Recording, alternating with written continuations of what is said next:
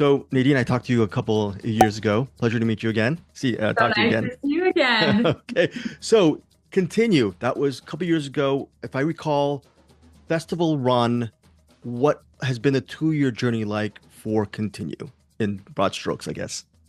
Broad strokes. The Yes. Atlas, where it feels like it's the guy like with the world on his shoulder. No, Yeah, no, exactly. it was a journey to find a home for this film that felt right for me. And sometimes that looked like not taking the first offer or the second, but having faith that the right one would come. And through my second film, Desperation Road, I met the incredible team at Lionsgate and Grindstone Entertainment, in particular, one human being who's, changed my life, which is Barry Brooker. He really fought hard to give Continue a home.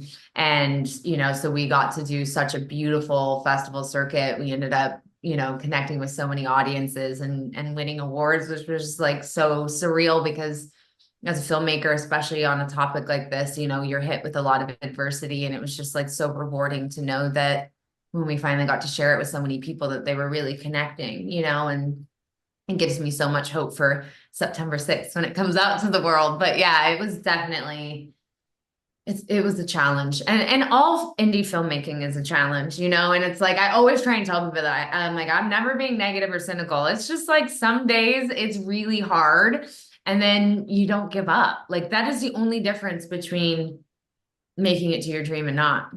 There was no end date for me, so eventually it had to happen, Yeah. right? I think one of the many things I love about your film about continue is, the title is continue forward in your life, but this movie also poses the question about you never know how many people's lives you can affect on a real level. And if you knew that, maybe it would either brighten your day or enable you to move forward. Can you speak to that part of your film, which I thought was really resonant?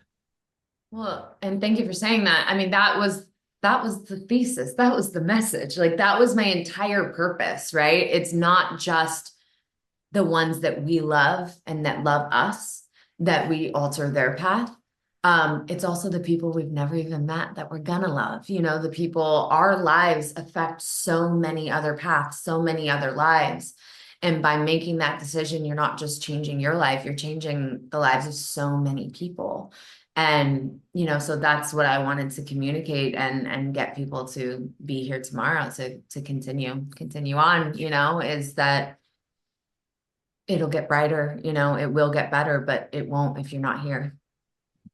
The cliche is to write what you know, but Nadine, when you're writing what you know and it's coming from a really dark place, how are you able to do that, act, direct, and then on top of that, continue to share your story with other people who have been there as well? Because I think it just, on many levels, it takes courage and just a lot of strength to get through each section. How are you able to do that? By thinking of the person I was hoping it would help. And I know that might sound silly or cheesy, but it really is what I did because there were definitely moments where I was scared. I was nervous and I had to be very brave and very courageous to put my pain out there and hope that it would be received with love and kindness, not negativity. But it was a risk I was willing to take in order to hopefully help, help others realize that they're not alone. Because the worst part about it is it's a subject that we don't often talk about. So we often think we're the only person that's experiencing this. And it made me feel like something was wrong with me.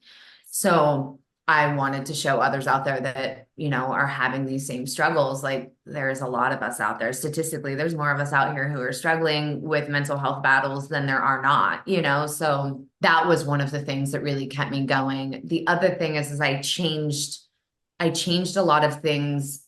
That's why I say based on true events, not a true story. And that is because I changed a lot of things and a lot of mistakes I made, I fixed them in the movie, like, and as dark as this is, like, there was a whole lot more that could be added that made it even darker, so it's kind of like picking and choosing the moments to hope that what was taken away from the film, was not the same mistakes as me, but what I hope that other people would do, like I fought going and getting the help I needed. And, in the film, Dean goes into the institution and she gets healthy a lot faster. And it's just like, it's a whole journey. And so for me, it was definitely right from what it's so many of my life experiences, so many conversations that happen in my real life. There's a scene in there where Dean is explaining to Trenton about what it's like to have depression, suicidal ideation, and how it can just like slip in even over the saddest things, smallest things. And that whole conversation was me trying to explain to my mom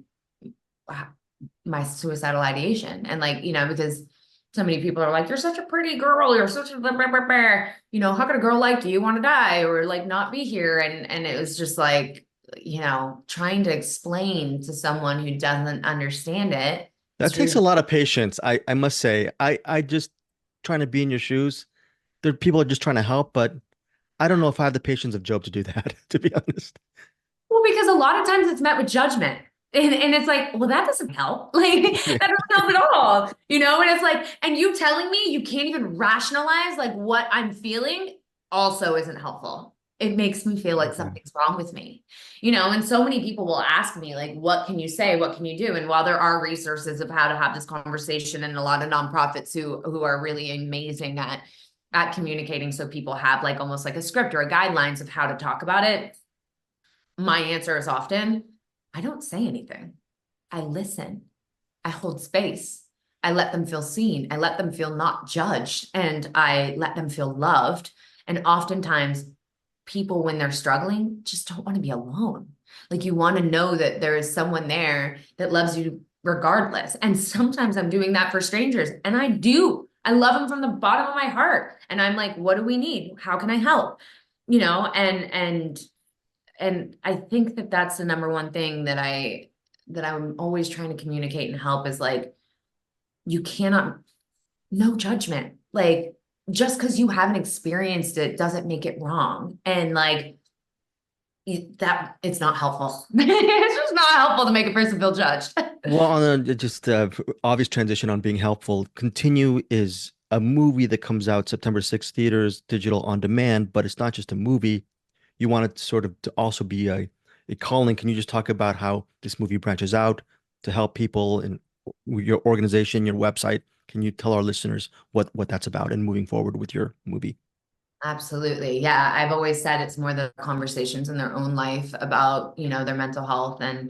And so with this film in particular, it was always, I raised the funds and did all of that by explaining it's a movie that's the vessel. It's a movement that I'm trying to create. So, the points that I have from writing the film, I put them to charity. And so, a portion of the proceeds from this film are going to continue on my nonprofit, but also being split between other existing nonprofits that are already out making a change in the world. The one of the few that I can announce because it's official is Bring Change to Mind, which is Glenn Close's unbelievable nonprofit. They will be receiving part of the proceeds from our film as well. And it sounds like as two others, and we're very close to having them on board as collaborators to receive our proceeds. So for me, it was like, I don't want just the film's message to help people. I want the proceeds that come in from the film to help people and to save lives.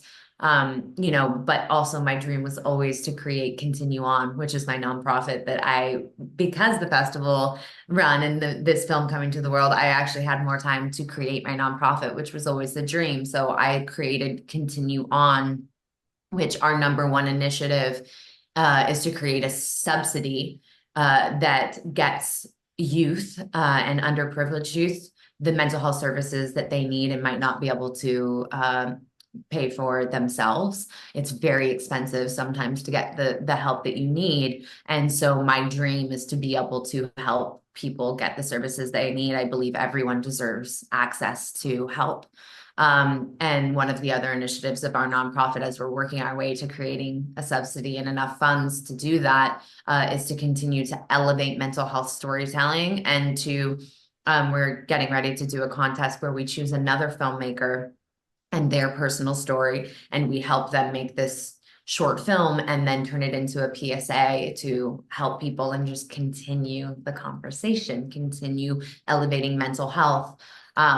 So yeah, it's been such a journey, but that's why I always try and tell people it's not just the film, it's it's a movement, and I want this film to save lives. You know, I just finished Desperation Road, and I want to say I'm a huge genre fan, and I think there's a lot of maturity and insight in that storytelling. Was that a reason why you were, I'm sure you're so proud of the film that it's you can enjoy it for an escapist genre level, but it's bigger than that. You're talking about mental health. It really deals with how people are going through their respective journeys of healing, I guess. So, Well, and so when that script came to me, I did a very in-depth rewrite of making it a film that's correct for my voice. And so I brought mental health. Like if you read the book, like Larry's just a badass to be a badass. I was like, no, Larry's struggling. Like I feel his pain. I know his story. And so I made him, he was an alcoholic in the film. He was suffering so deeply from grief and going through a separation and divorce with his wife. And, so I bring mental health to everything I do, or struggles, or humanity is truthfully what I try and do. Is even if we're having a fun genre thrilling film, I still want to talk about really important things. And I really want us to have such well-developed characters that we can see ourselves in them, and they feel like real humans, that far beyond just being the bad guy who's messing things up in the thriller. I wanted him to be, a hurt person hurting people.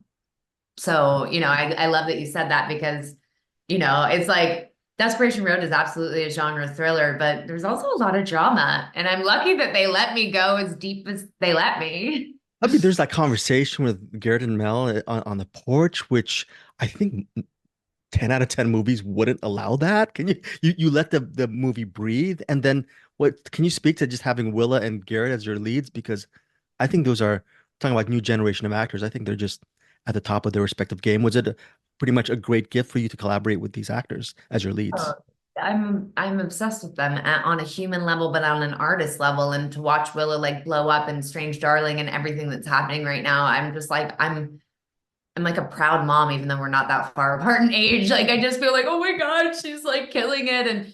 And Garrett was I manifested Garrett. Garrett was like one of my, I don't know if idol or muse. Like I had literally written roles for him, and I've always been such a huge fan of his and his dramatic work. So Garrett was the first person I got on board on Desperation Road, and then it was Mal. And yeah, long dialogue scenes. I mean, as you know from Continue and you Yeah. see from Desperation Road, a lot of people are like, we don't do long talking scenes anymore. And I'm like, I do.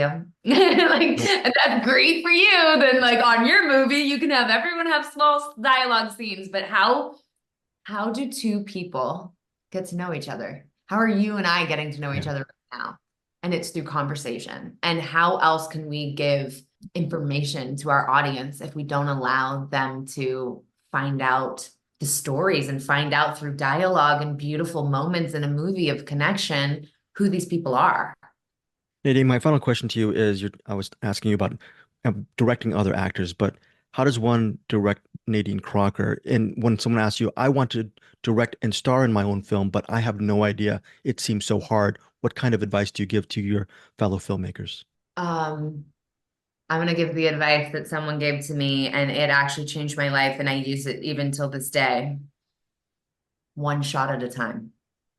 As a filmmaker, we go, can I do this? Can I direct Mel Gibson? Can I direct all these people? Am I like, and I'm in front of the camera and I'm doing this and and we get so overwhelmed in all of it. And really making a film can be so overwhelming if you look at the whole picture of what your job is.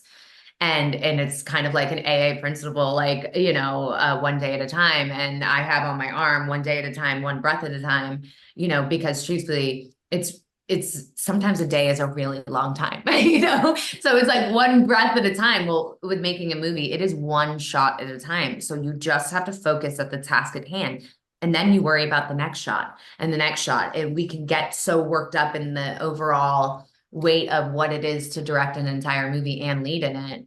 And the other thing I will say, it's the collaborators you choose. A lot of people, I don't have an ego when I go into it. I want the best idea to win. I want to collaborate. Collaboration is actually the best part about filmmaking, in my opinion. And so if you choose crew and you believe in them, don't micromanage them. Let them do their perspective job. Like let their art fly. And there's always conversations. There's always like, give and take, but you have to trust people. Like I could have never made this movie if I didn't completely trust my team for when I had to go to the makeup and hair chair and, and also preparation. But I also had an acting coach every single day on that set who I directed the other actors. He was my human because you can't direct yourself. You can't be like, well, can you raise your head a little higher and go a little deeper? And, it just doesn't work. I wish it did.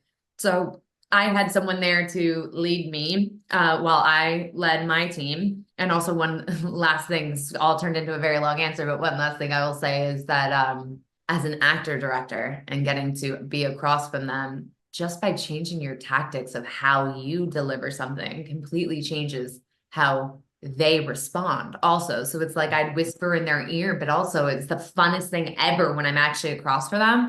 Because if I want a different reaction, and the camera's on them, so no matter how I pivot or and it's like I'll get different reactions. So it was also kind of like a fun way of messing with people, like of like, because I'm going to come at you in a completely different way, and I'm going to see what that arises in you. So I would say also play. We get a lot of pressure on ourselves to deliver, and to all of a sudden now it's happening and it has to be stressful and this and that. And listen, it's going to be stressful. It's going to be so stressful on a day when you're like, I have to move on from this scene, but I have to have this shot and all the things. And the truth is, like everyone kept telling me, enjoy this moment as the movie's coming out. I'm like, no, I'm a nervous wreck, but just try and breathe and have some fun too. We get really focused on the outcome and we forget that like we fought so hard to get there. So you got to enjoy it while you're doing it too.